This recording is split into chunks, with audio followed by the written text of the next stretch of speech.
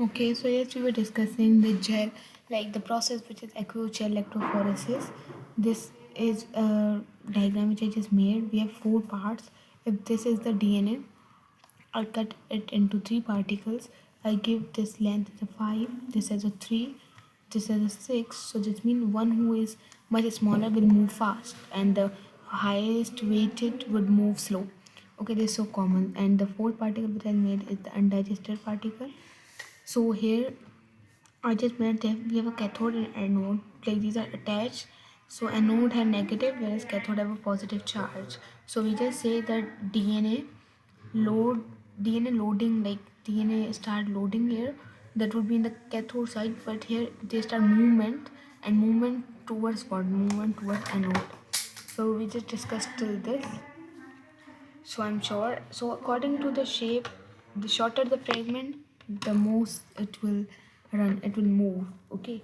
So now, if this was 5, this is 3, this was 6. So this means accordingly they were moving.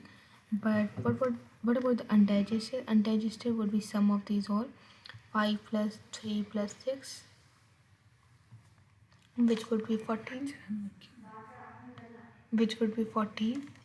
And yes, so this means here you will find a process or something which is known as straining. Now that's a second process. Now let me take another vibrate color.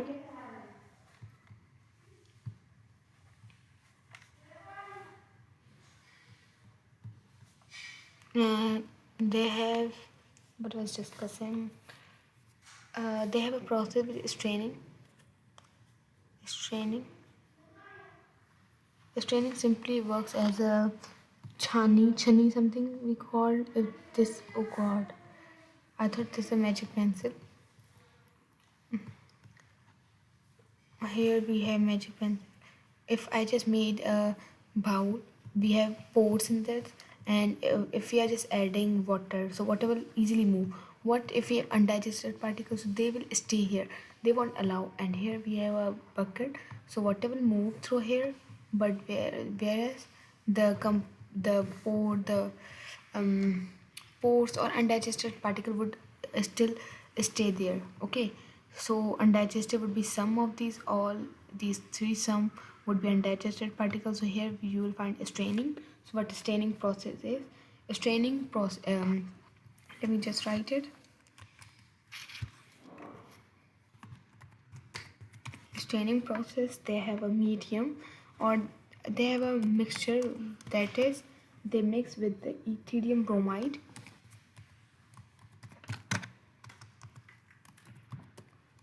Ethidium bromide is the mixture.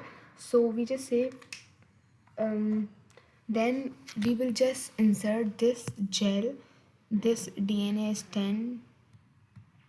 We will just pour this strand DNA into a gel, or the complete gel would be put into the staining.